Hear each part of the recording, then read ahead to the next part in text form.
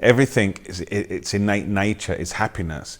And it's very, very hard to swallow that. I will admit, it's hard to be like, are you serious?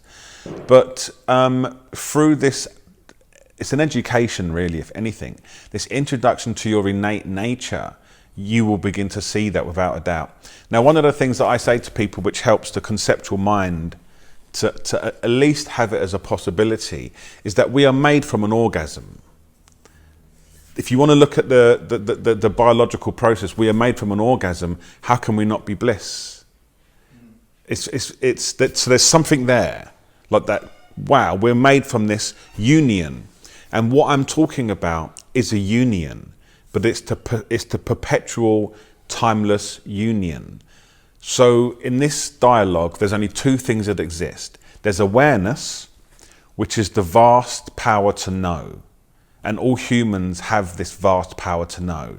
You couldn't sit here without this vast power to know. You couldn't get confused without the vast power to know. You couldn't become happy or sad or any other thing that you've ever considered yourself to be. Without that vast awareness that's endless and infinite and timeless, you couldn't know. But at the same time, there's all these perceptions. It's like, wow, there's this life. There's you sitting there, there's the juice, there's some books, there's this, there's my memories, thoughts, emotions. And we get lost to those. And our entire human culture, most of it, is geared towards pulling apart, understanding, moving, playing, changing perceptions. And it's exhausting. Everyone, you have these highs with these perceptions, and then they turn into lows. You buy a really beautiful durian, and you forget to eat it, and it goes overripe. It's gone from yeah to oh no. And all appearances do that. So if you rely on those, you get a roller coaster of a life, and it's fine if you like that. You meet a new partner, and now it's all good, and then that resolves, and you're like, oh no. Or you try a new way of eating, and it feels good at first, and then you can't do it. Oh no. So when you rely on all of those infinitely changing appearances, you can find yourself living a volatile life that can become uncomfortable.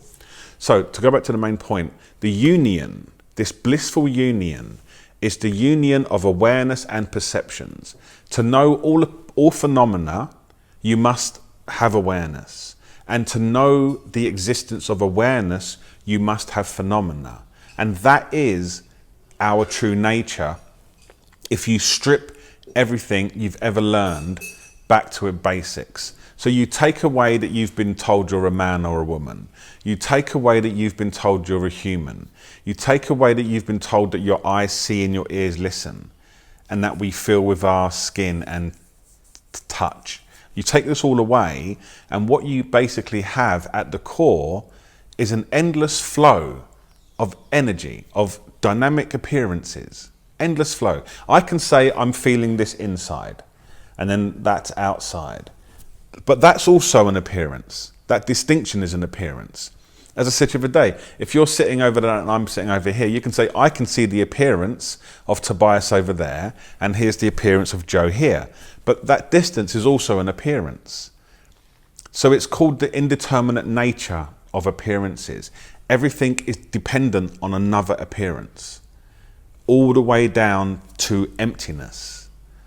So this is what the Buddha realized. This is what Nijjana realized. This is what Milarepa realized, Tilopa. There's thousands of sages out there. Ramanashi,